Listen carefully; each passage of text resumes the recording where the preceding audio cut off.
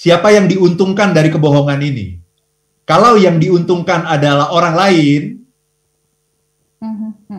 itu namanya white lie.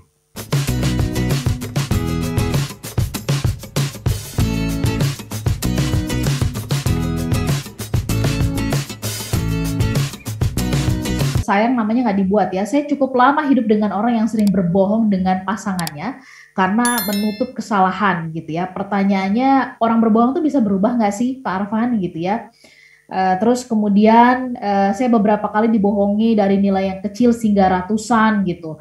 Nah, kalau saya proses hukum nanti anak-anak dan pasangannya makan apa? Nih berarti termasuk yang tadi tuh ya. Kalau saya tahu ada kebohongan mau besar mau kecil begitu, apa yang harus saya lakukan?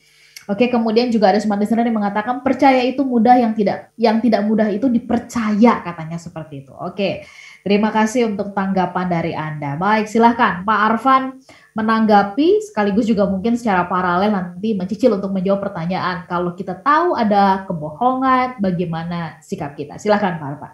Terima kasih banyak Mbak Ola. Baik, ini pertanyaannya bagus-bagus sekali nih Mbak Ola ya. Saya akan mulai dari pertanyaan Mbak Ola dulu tadi sebelum break nih. Mbak Ola tadi bertanya, kalau kita tahu orang itu bohong, apa yang harus kita lakukan? Nah ini, jawaban moralnya, jawaban idealnya itu adalah ya kasih tahu.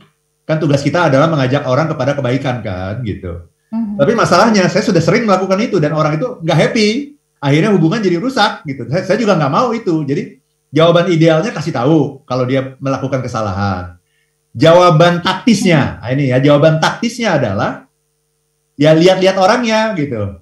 Ya, kalau kita sama klien, ya bohong itu kan sesuatu yang uncontrollable ya. Dan itu kan urusan dia. Yang penting kan kita tidak jadi korban dia, kan seperti itu. Tapi masalahnya ini, project ini penting bagi saya gitu. Ini bisnisnya ini bakal panjang nih. Ya saya akan memilih untuk diam, Mbak Ola. Tapi, makanya dan ada banyak sekali orang yang memilih melakukan tindakan itu kan. Dibohongin, tahu dibohongin, dan diam gitu. Dan senyum. Kenapa? Karena kita masih berharap banyak dari orang ini gitu.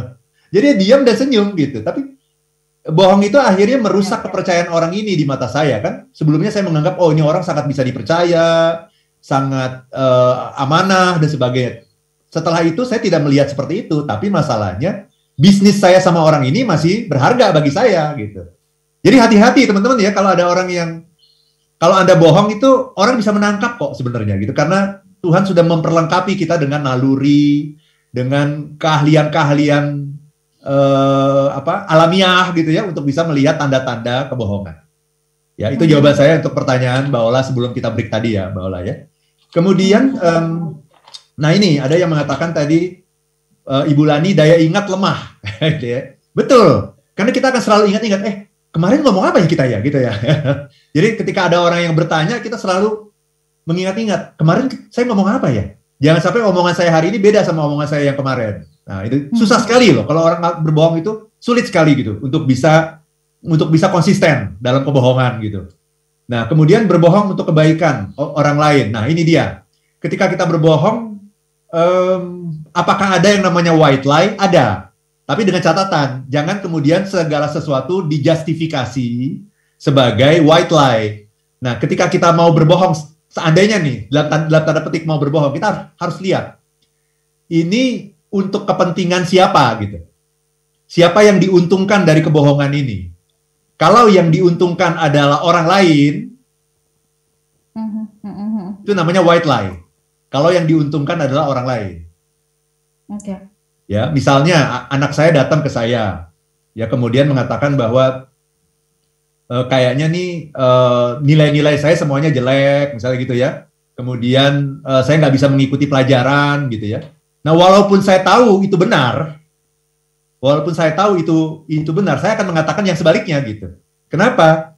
Karena saya ingin menyemangati dia, karena saya tidak ingin dia jadi putus asa gitu.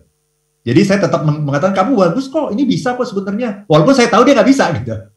Ya, jadi ini kita harus selalu lihat, ini yang namanya white lie itu, yang untung itu orang lain gitu, bukan kita gitu. Yang untung itu orang lain gitu ya. Dan satu hal lagi juga, sesungguhnya tidak semua pertanyaan itu harus dijawab loh, Mbak Ola. Kan kita seringkali menyangka setiap pertanyaan harus dijawab kan. Benar nggak Mbak Ola gitu? Ya. Nah, karena setiap pertanyaan harus dijawab, akhirnya saya bohong.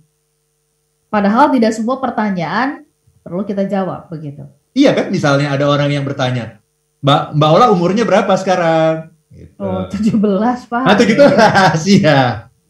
Kenapa ngomongnya 17? Karena nggak kepingin diketahui kan umurnya kan, ya. Jadi akhirnya kita berbohong karena kita tidak ingin diketahui. Nah, padahal sebetulnya pertanyaan itu tidak perlu dijawab, gitu. Ya, jadi itu ada skillsnya. Itu ada skillsnya. Salah satunya dengan kalau dalam bahasa Inggris gitu kita menanyakan, why do you want to know? Ketika ada orang yang nanya sesuatu yang kita nggak ingin jawab, why do you want to know? Gitu. Kenapa kamu ingin tahu? Gitu. Atau ya itu kita jawab dengan cara bercanda. Mbak Ola umurnya berapa?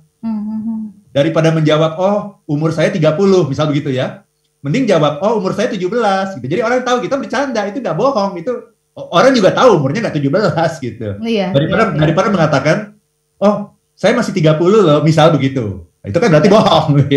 Tapi sekali lagi, kita juga harus punya keterampilan nanti. Tidak semua pertanyaan itu harus dijawab. Termasuk ada orang yang menanyakan sesuatu yang sangat privacy mengenai saya nggak kepingin jawab, akhirnya saya bohong kan? Nah, salah saya. Mestinya gimana? Misalnya saya mengatakan, mau tahu aja. Kamu mau tahu aja gitu. Saya tidak berbohong loh, tapi saya tidak menjawab gitu. Jadi ada skills-nya tuh.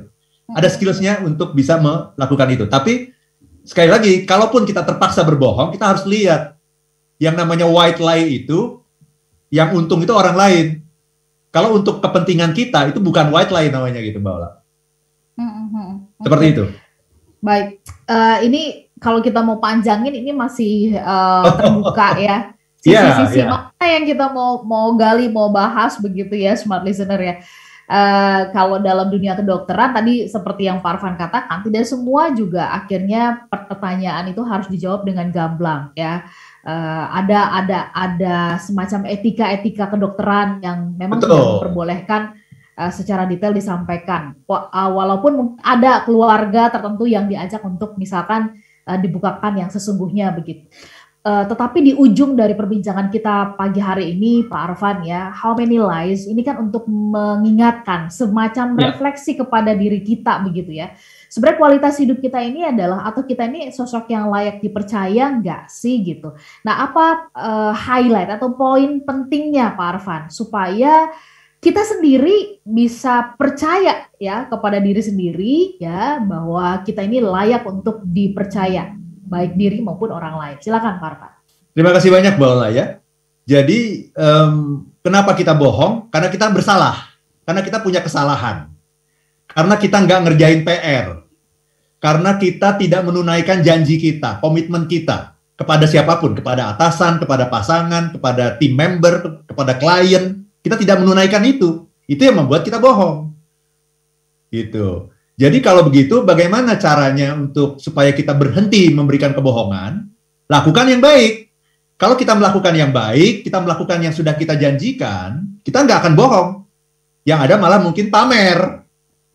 Karena kita ingin diketahui, oh saya udah melakukan ini, banyak sekali. Saya ingin ngasih tahu orang, kenapa? Karena saya baik. Jadi bohong itu menutupi sesuatu yang jelek sesungguhnya. Selama hidup kita masih berantakan, selama PR nggak kita lakukan, kita akan terus berbohong. Betapapun kita ingin jujur, kita akan kadang-kadang merasa terpaksa untuk berbohong supaya kelihatan baik di mata orang lain.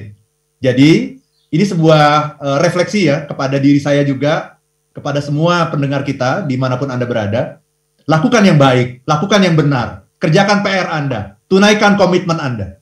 Kalau Anda sudah melakukan itu, Anda tidak perlu berbohong untuk kelihatan baik.